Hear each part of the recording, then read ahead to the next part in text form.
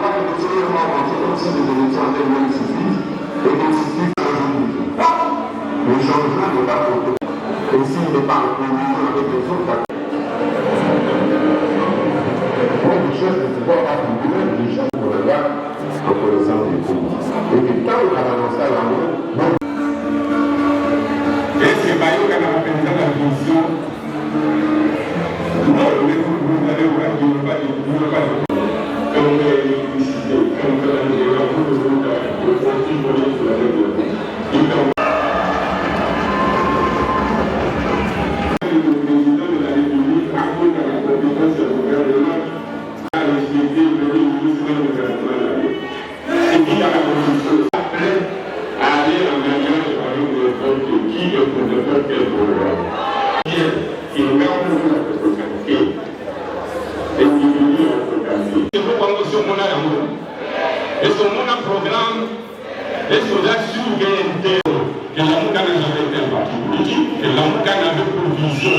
Après la fraude électorale, notre vision est de naviguer de bonnes élections.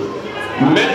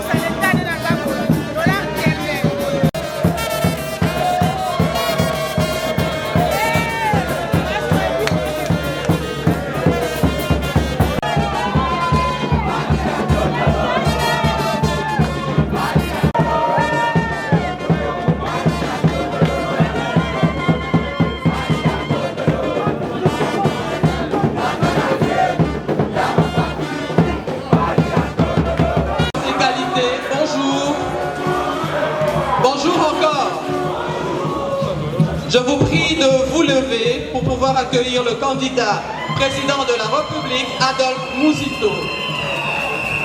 Faites des bruits, candidat numéro 24. Faites des bruits, accueillez chaleureusement le candidat numéro 24, le candidat du peuple, l'homme des chiffres, les visionnaires du Congo. Faites trop de bruit pour l'accueillir. Les visionnaires du Congo, l'homme des chiffres. Il est là, le candidat Adolphe Mouzito, l'homme qui connaît bien le Congo, l'homme qui maîtrise bien le Congo. Faites des bruits pour accueillir le candidat numéro 4 à l'élection présidentielle du 20 décembre 2023. Il est là.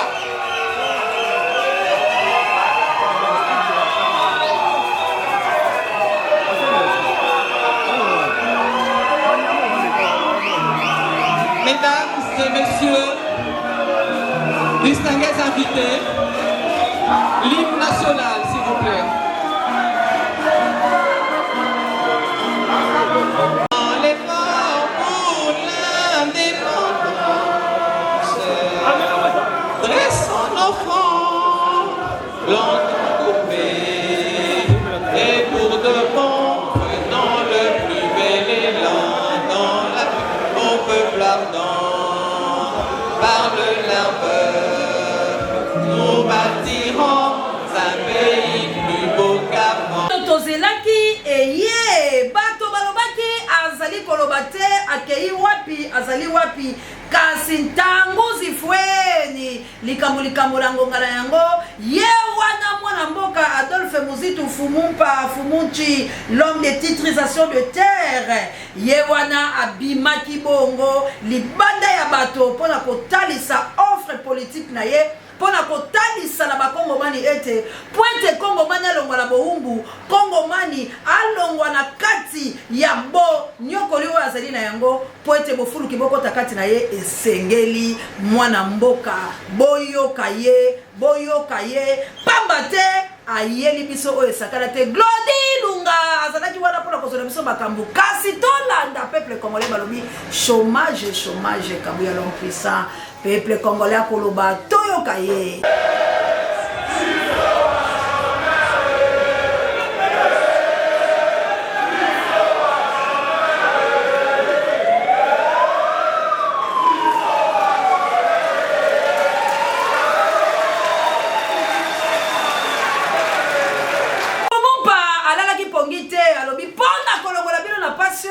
Bozwa mayele zwa papier na biki commande konangai oyo eza ya somo. Il nous faut 300 milliards pour le développement de la République démocratique du Congo. Bozwa ngo en détail bongo toko yoka.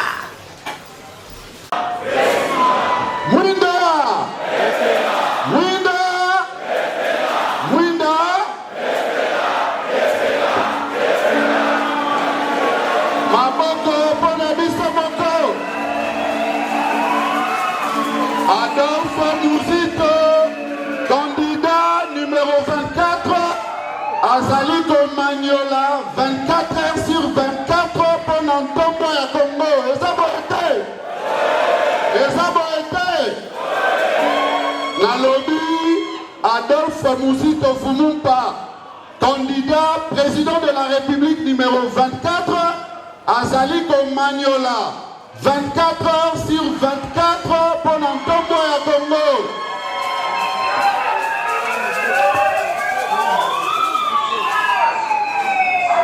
Qui est Adolphe Muzitu Fumumpa? Adolphe Muzitu Fumuti est né à Muganza le 12 février 1957. Adolphe Muzitu a une grande expérience dans la gestion de la chose publique et ici nous allons vous présenter une brève expérience ou une brève présentation de son parcours. En 1985, Adolphe Muzitu fut chef de service RENAPI. En 1987, Adolphe Muzitu devient inspecteur des finances. En 1993 ou 1993 pour le Belge, Adolphe Muzitu, coordonnateur à la cellule de conseiller fiscal à l'hôtel de ville de Kinshasa. En 1998, Adolphe Muzitu devient conseiller au ministère des Finances. En 2003, Adolphe Muzitu devient député national pendant la transition. De 2007 à 2008, Adolphe Muzitu devient ministre du budget de la République démocratique du Congo. De 2008 à 2012, Adolphe. Bonjour. Mesdames, mesdemoiselles et messieurs de la presse, bonjour. Bonjour. Ma camarade, Basina Mibande, Bana Nouvel Élan, Bana Mouda, Motenabino.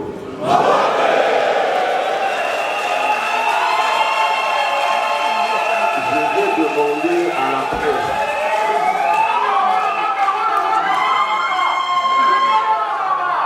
Je vais demander à la presse d'accepter que je puisse m'exprimer et en français et en lingala. Parce que ici, je m'adresse en fait à la population. Et vous n'êtes qu'un relais, vous, de la presse. Et je parlerai en français et en lingala aussi. Ceux qui ne comprennent pas lingala pourront se faire traduire certains extraits pour compléter leurs éléments d'information. Bana Kongombote.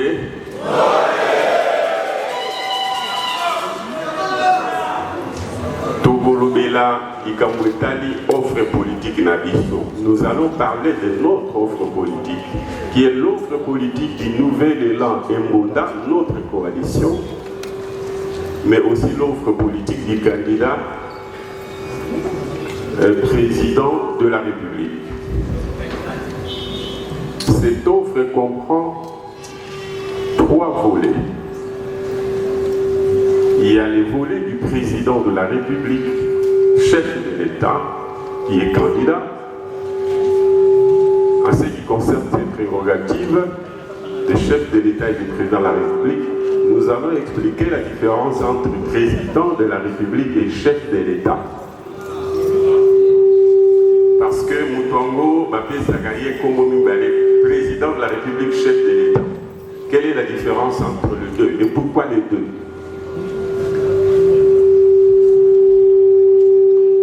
Yami balé à programme Nabiso et Bozala qui concernait compétences, il y a gouvernement. Yami ça toute compétence, il y a province. Mingi baza koye bate tembo kanabiso le pouvoir na yango et kabwami bitelimi sato. Président a ali na compétence. Il y a pour ça la bitumba. Kobundisa, où babeki compétence, il y a défense dans la sécurité, il y a au Talamboka par rapport à pays Mossous. L'État, donc, le chef de l'État a des compétences et Dali Kokangabamboka vis-à-vis à pays Mossous. P. Pour jouer diplomatie et Kolobaso qui mboka na bino na mikakatano to bamboka msio na mikakatano. Le chef de l'État va bénir en diplomatie. Troisième compétence, les alliés, il y a qu'on sale et la solo. Il y a qu'on frapper mon nez. Wani ali ba compétence na lié. Boni na bité il y a beaucoup de wana. Ils a qu'on sale. Gouvernement azali pe na compétence na lié. Dans le domaine lié à compétence. Oyo bakambi mon premier ministre. Donc étudier en gros les kakatanoni les alliés kuna. Ensuite, donc étudier les kakatano oyo état du pouvoir provincial. Yango pe ali na bokonzi na yango. Le rôle du domaine enseignement primaire et secondaire. Il y a des compétences exclusives. Il y a province, santé, agriculture, pouvoir coutumier, route des dessertes agricoles. Il y a des compétences dans yango. Baninga musu banyawa bana ya Nouvel Élan. Na bana ya Mbola. Oui bati. Ba élection où nous avons kende. Bana ou bali candidat député provinciaux. Boye ba matière et bongi beaucoup kakosa de la nayango campagne. Et pas le peuple à c'est la ville. Boye ba ali domaine enseignement primaire et secondaire, domaine agriculture, domaine il y a santé, domaine il y a route de dessert agricole, dans le domaine état du pouvoir coutumier, dès que l'on va titrisé ma délai et à dire responsabilité na bino. Bien sûr que dans le domaine où on a ma délai, il faut collaboration ou concurrentiellement pour travailler en un gouvernement central parce que il y a des beaucoup les 4 les 6 alors dans 3 domaines où on a il y a échelon il y a pouvoir donc ça la bonne dans le programme n'a dit sur tout le niveau. Qu'est-ce que nous faisons de ces 3 domaines de pouvoir? Chef de l'État et président de la République pour les compétences qui sont les siennes, le gouvernement piloté par le Premier ministre pour les compétences qui sont les siennes, mais aussi la province pour les compétences qui sont les siennes. Quels sont les problèmes que nous, Nouvel Élan, que nous voulons résoudre en venant demander au peuple son mandat? Mais pour dire au peuple ce que nous voulons faire, il faut qu'on étudie ces 3 domaines des compétences. Parce que quand tu vas voir le médecin, pour qu'il puisse diagnostiquer ton corps, il est possible qu'il constate qu'il n'y a pas de maladie. Et il va te demander de rentrer. Ce que nous constatons avec nos politiciens du Congo, nos adversaires, c'est qu'ils commencent à prescrire des médicaments, à proposer des réformes, encore que des vraies réformes. Je n'ai pas encore entendu parler de la part des candidats qui ont pris le devant. Ils proposent des réformes pour peu qu'il y ait des réformes, sans dire des réformes pour résoudre quel problème. Ils ne disent pas.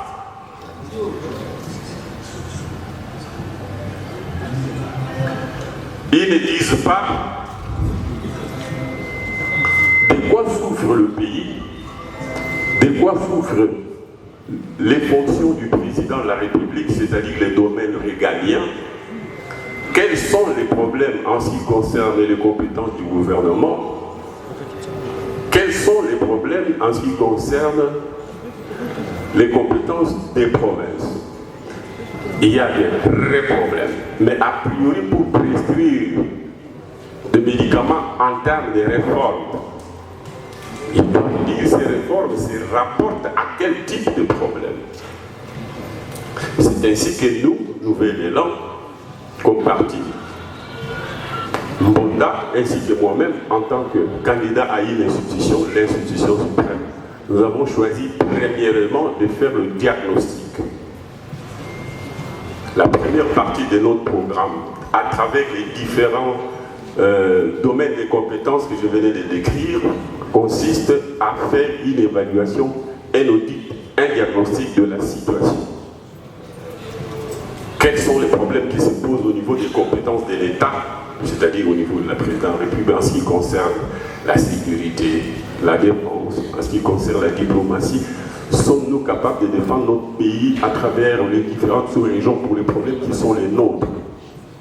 Est-ce que nous pesons? Sinon, nous recourons à la tutelle de quelle région, de quel président de la République, c'est qui aliène notre souveraineté? Est-ce qu'on a une monnaie convertible qui nous permet de faire des transactions et de payer en notre monnaie, souveraineté sur le plan monétaire? Ça, c'est en ce qui concerne l'institution présidente de la République au niveau gouvernemental.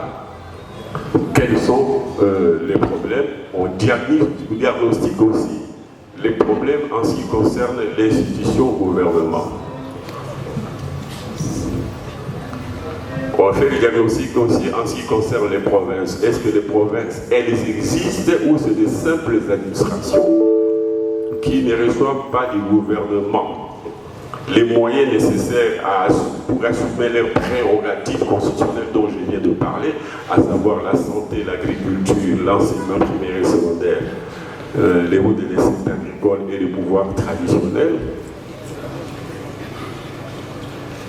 Et comment, si si nous établissons qu'il y a des problèmes, quelles sont les réformes comme, si vous voulez, après ces diagnostics, quelles sont les thérapeutiques?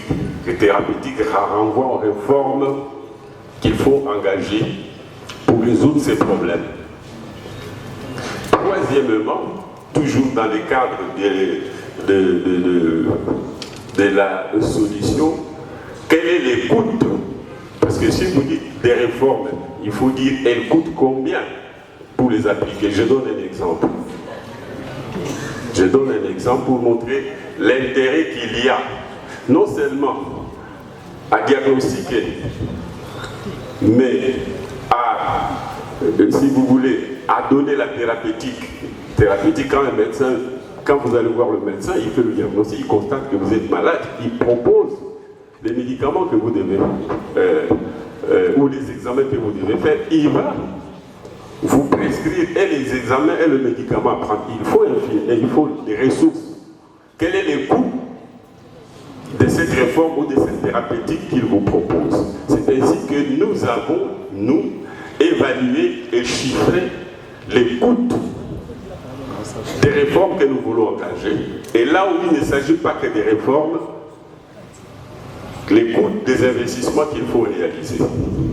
Je voudrais insister sur la notion de réforme. Je donne un exemple. Vous constatez dans le diagnostic que l'enseignement primaire et secondaire, ça ne va pas. Vous n'avez, et c'est le cas à ce jour, vous n'avez que plus ou moins 800 000 enseignants que vous payez au lieu de payer 1 million d'enseignants. Et que le 1 million d'enseignants, dont 200 000 ne sont pas payés, pour lesquels il faut chercher l'argent, il y a un deuxième problème, c'est que même ces chiffres-là ne correspondent pas aux besoins. Non seulement il faut chercher l'argent pour les coûts de cette réforme, pour payer les enseignants qui ne sont pas payés, qui travaillent presque gratuitement, mais aussi il faut augmenter le nombre d'enseignements de l'école primaire, secondaire, et parce que la population scolaire augmente de 2 millions chaque année. Alors l'effort consistera à constater après les diagnostics, et c'est le cas en ce qui nous concerne, ici je dis que la démarche, c'est de constater, nous constatons, quand on fait le diagnostic, que on a 1 million d'enseignants, alors qu'on devait en avoir un peu plus. Et que les 1 million d'enseignants ne sont pas bien payés. On leur paye, pour ceux de Kinshasa 200 $, pour ceux de chef-lieu de province 150 $, et pour ceux de l'intérieur, c'est-à-dire des territoires et autres villes, en dehors des villes où sont les chefs-lieux de province, on leur paye 100 $. Vous dites, je dois niveler pour que tous les enseignants aient le même salaire, au même grade. Il y a des hypothèses. Soit que vous réduisez, ramenez tout le monde à 100 $, pour éviter l'injustice, c'est un nivellement vers le bas. Soit que vous dites, vous augmentez tout le monde à 200 $. Pour rééquilibrer, ce que d'ailleurs j'ai fait en mon temps, de manière à ce que les enseignants aient même le même salaire. Ça c'est un premier effort. Un deuxième effort qui consiste à dire, nous augmentons pour tout le monde. On passe de 200 $ pour tout le monde à 300 $. Ce que je compte faire, nous allons le démontrer ici avec les chiffres. Voilà en quoi les réformes impliquent un coût. Réforme d'amélioration des conditions sociales des enseignants, réforme d'uniformisation de salaire et réforme pour payer ceux qui ne sont pas payés. J'ai parlé de 200 000 qui ne sont pas payés sur un total de 1 million. Voilà l'une des réformes et comment elles se chiffrent en termes d'augmentation. Nous pouvons aussi le faire pour ce qui est des magistrats. Les magistrats aujourd'hui, ils sont plus ou moins 8500 magistrats, dont 5000 ou 5500 sont déjà nommés et travaillent. Il y a 2500 qui, sur les 5000 qui s'ajoutent, 2500 qui vont bientôt être payés et entrer en fonction. La question est de savoir est-ce que 8500 magistrats, c'est le nombre qu'il faut pour être dans le ratio international.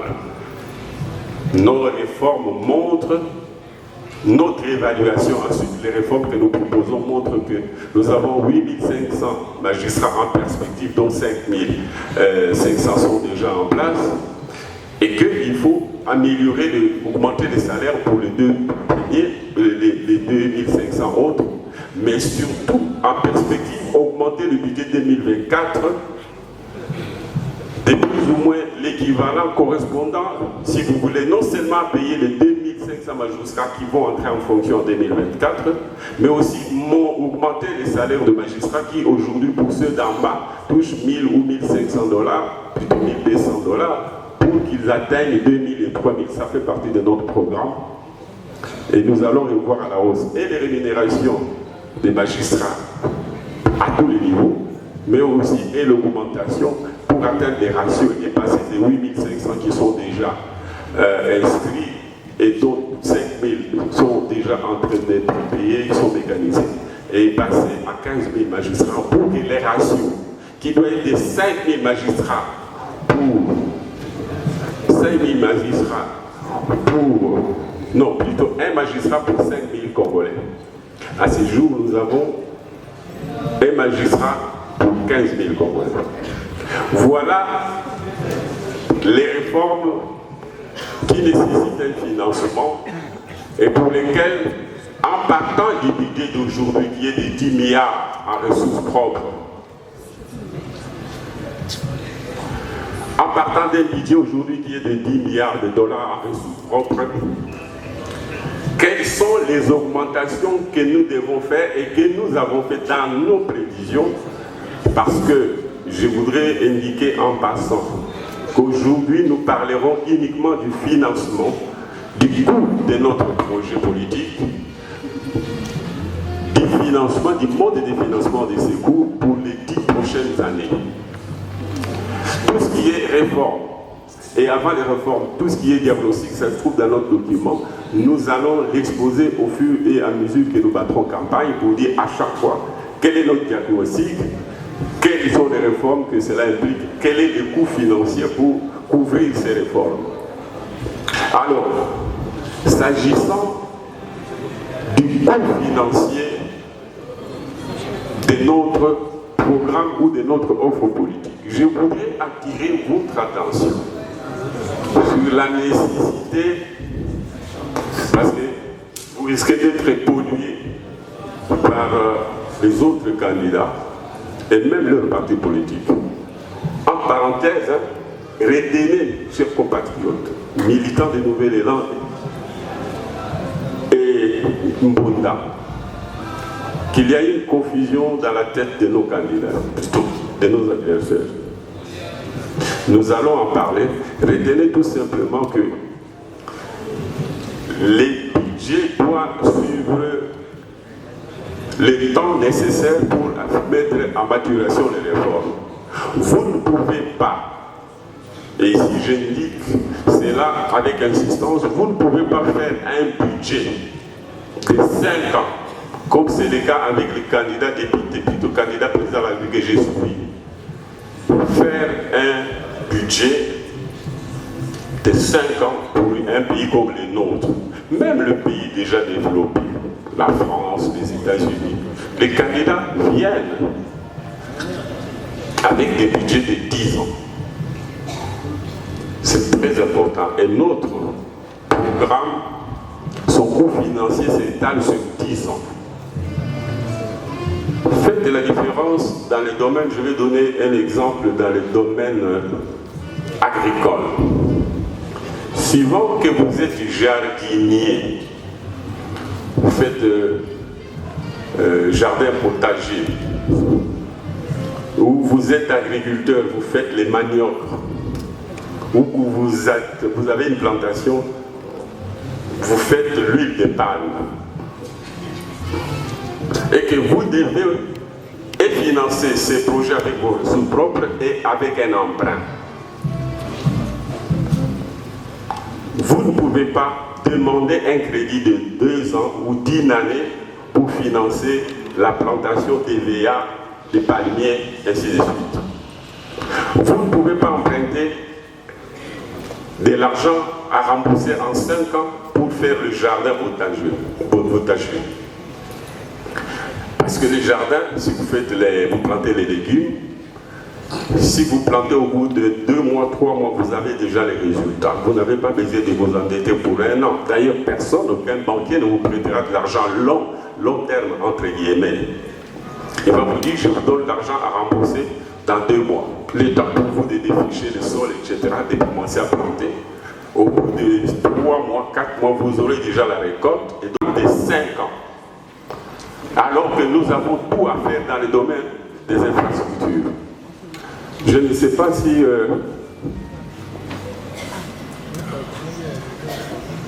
vous allez lire le document, je peux l'exposer comme ça. S'agissant de notre budget, ou si vous voulez, de notre plan de financement. D'abord, il est de 5 ans, plutôt 10 ans. Avec 2 5 ans, 5 ans, 5 ans. Ça correspond à 2 mandats. Vous allez me poser la question, mais comment vous préconisez un plan, un programme de 10 ans, alors que vous demandez le mandat de 5 ans? Ça, je l'ai dit à nos camarades militants et autres compatriotes qui me suivent. Vous allez même dans le pays développé, où ils n'ont plus d'infrastructures à financer. Généralement, les projets sont à très long terme, 10 ans. Vous allez suivre les différents candidats en France parce que c'est le pays avec lequel nous parlons la même langue. C'est toujours des programmes, des plans de 10 ans. Alors qu'ils n'ont plus grand-chose à financer comme infrastructure. Parce que la mise en œuvre d'un programme exige une certaine continuité. Et tout en ayant un mandat de 5 ans, il peut engager la République du fait de ce mandat sur le long terme. Et des projets que les autres présidents qui vont gagner après lui, même s'ils sont de l'opposition, ils devront respecter cela. Parce que c'est des projets engagés par une autorité qui avait la légitimité et qui avait des compétences pour engager la République. Ici, nous parlons de la République française. Donc, notre programme, il se chiffre pour les 10 années à venir à 300 milliards de dollars. Est-ce que c'est au gagné? 300 milliards de dollars. À quoi sont destinés ces 300 milliards de dollars et comment les mobiliser ou les financer?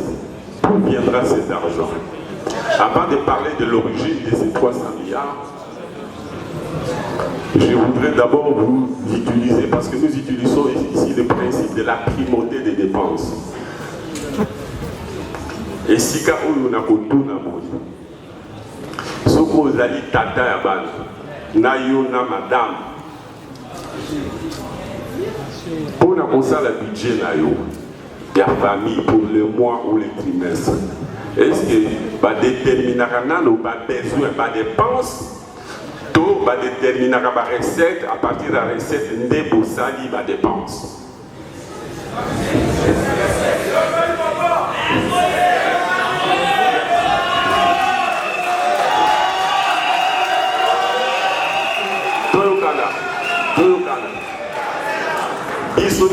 La majorité de nos parents, on est à la tête des familles. Les principes, il y a budget des ménages, même au niveau de l'État, c'est la même chose. Est-ce qu'on détermine d'abord les besoins, on chiffre nos besoins sont d'autant, ensuite on cherche les moyens qui correspondent à ces besoins, ou vous commencez, vous faites vos besoins en fonction des recettes que vous avez. Moi je vous dis a priori, peut-être que ça viendra dans le débat, on commence par évaluer les besoins, la primauté des besoins. En vertu de ce principe, j'ai déterminé en disant que pour le Congo, pour les 10 années à venir, nous avons besoin de 300 milliards. Visionnaire. Maintenant, c'est 300 milliards avant de te chercher à savoir où ça viendra. Je voudrais discuter, vous dire que la problématique pour moi, pour nous, Nouvel-Élan et Mbunda, était de savoir quels sont les besoins de ce pays-là. des Congo. Nous avons dit que c'est 300 milliards. Ça s'est réparti comment ces besoins? Une partie, c'est déjà de l'argent que nous avons et que nous avons chaque année à partir des 2 dernières années. Là, nous jetons de fleurs à M. Tshisekedi honnêtement parce qu'il a triplé le budget de l'État. Les avons voté. Mais maintenant, pour vous poser une question, le moment venu, qu'est-ce qu'il a fait de cet argent? Les avons voté. Mais, je l'ai dit en tant qu'ancien Premier ministre de ce pays, moi j'ai trouvé dans les cadres comme chef de la majorité, Premier ministre, trouver le budget à 850 millions l'année qui a précédé la nôtre. On a doublé l'année suivante, de 850 à 1,6 milliard. Et en partant, fin 2011, nous avons laissé le budget à 3,5 milliards. On a quadruplé. Je dis bien, on a quadruplé. Mais maintenant, la question est de savoir qu'est-ce que nous avons fait de cet argent-là qui s'est ajouté aux 850 qu'on avait trouvé. Nous reviendrons là-dessus, si pas dans le cadre de cette intervention, dans d'autres interventions, pour dire, je le dis sommairement, on a augmenté, on a quadruplé les salaires des fonctionnaires. On a doublé les salaires de professeurs d'université après avoir doublé les effectifs de professeurs. On a doublé les salaires de médecins. Après. Donc globalement, alors que le FMI, dans ses traditions, n'acceptait pas que le salaire représente 40% du budget des recettes. Mais nous, on l'a fait. Nous avons démontré que le pays était au sous-emploi de son potentiel et qu'il fallait injecter la liquidité au profit de la population à l'arrière-pays pour activer la valeur ajoutée ou la production nationale, ce qui a été fait et notre PIB a augmenté. Nous étions avant cela en mesure de payer les services de la dette, c'est-à-dire les intérêts ainsi que la tranche de principal restant due. C'est alors qu'on a obtenu l'annulation de la dette.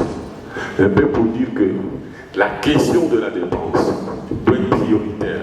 Alors pour revenir à ce que je disais, c'est à partir des besoins du pays que nous fixons les ressources à mobiliser. Quels sont les besoins du pays? Dans un premier temps, on doit, chaque année, sur les 300 milliards, il y a déjà 100 milliards qui sont actifs, qui correspondent aux 10 milliards que nous collectons aujourd'hui. Parce que si vous avez candidat président de la République, ou bien chef de la majorité, comme je veux qu'il en ait ici au Nouvel-Élan et en Bonda, pour conduire les députés nationaux et provinciaux aux élections législatives nationales et provinciales, vous devez avoir les chiffres du gouvernement qui vous précèdent.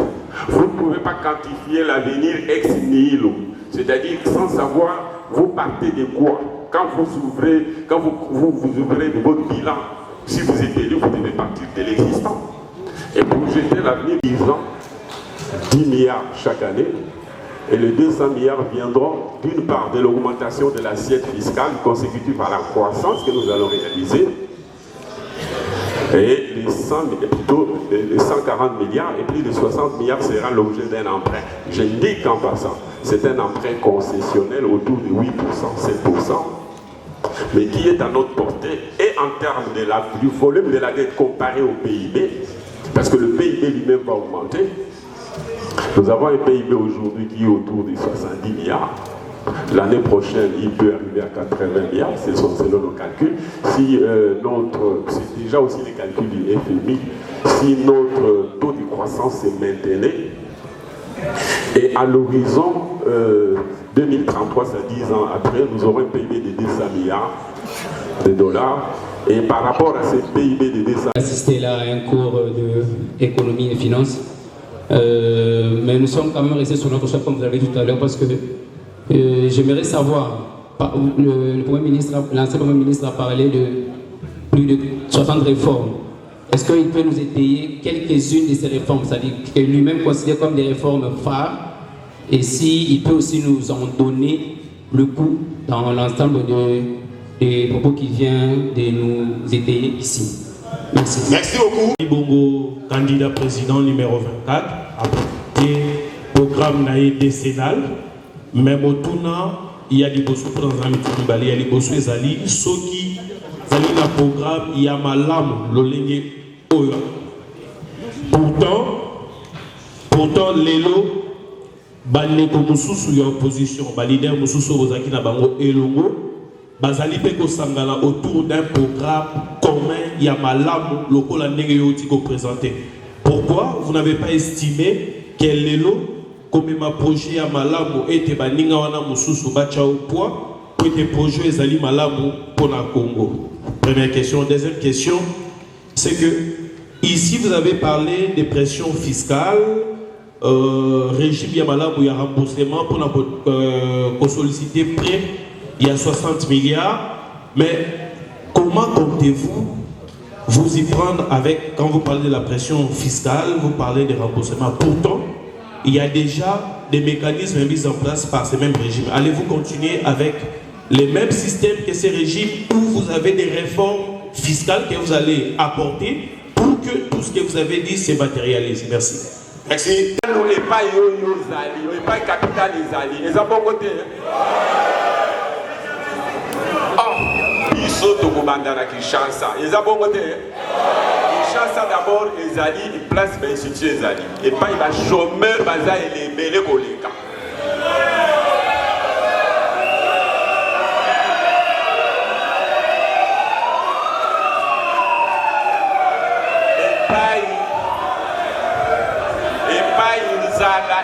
Et makasi eza bongo te epai bato baza kolala vete na mwa ndako moko kopepeza te eza bongo te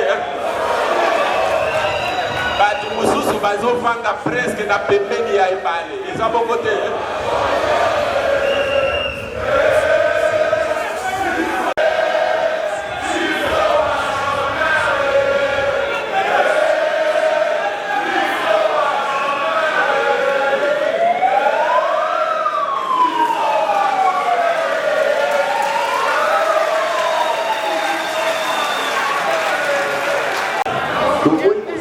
Ya bato tolingi tosangisa programme projet eza bongo te mais toyoka na ba programme projet na yo ki wana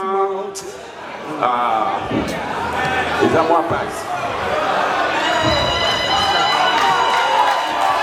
Voilà, merci beaucoup. Merci.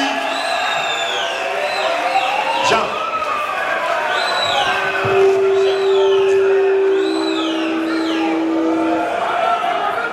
Banzela, tout tonga mboka, tout tonga, tout tcha logement, tout ça la crédit social pour développer un moyen de développer ça bakino misala. Tant que vous avez là que biso ba chômeur, bino bana Kinshasa vous voyez vous allez ba chômeur. Vous êtes capable de recevoir la misala ya maboko. Vous êtes capable de recevoir la brigadier. Vous êtes capable de recevoir la charpentier. Vous voyez que la misala en a 2 semaines pour moi mailler des mines. Et puis, la discipline, vous êtes capable de passer à la ville, même il y a 5 000, 10 000, vous êtes au bout de 2 ans, vous êtes déjà dans la bandako. Et ça, bon côté. Parce que tout le programme n'a pas été développé au fur et à mesure. Pour nous se plaindre en tant que chômeur, et on a dit que nous avons une chance à avoir chômeur. Ceux qui ont développé côté à Malukuna, pour un bateau, et pas na 22 communes yo komiti na nini kuna na kipase ke bakoka kozwa misala na ndenge ke bakota na secteur ya construction bakoka pe kozwa bandako babanda ko se loger pour que chasser à koto ezwa na mwa mon pepe eza bon côté. Merci. Merci. Et qui en assure le suivi de gestion devra être là pour certifier nos comptes, pour s'assurer que la gouvernance est transparente, pour s'assurer que nous sommes capables d'utiliser cet emprunt, mais aussi de rembourser sans entrer en faillite. Donc, nous formerons le gouvernement. D'abord, je vous dis en passant, il est difficile au niveau gouvernementale de réaliser la majorité parlementaire nécessaire. Je présume, hein, si vous lisez, je crois, la 8e tribune, vous allez voir qu'en termes majorité parlementaire, aucun parti n'atteint 20%. Et c'est là depuis que nous avons repris avec la démocratisation. Les partis sont trop...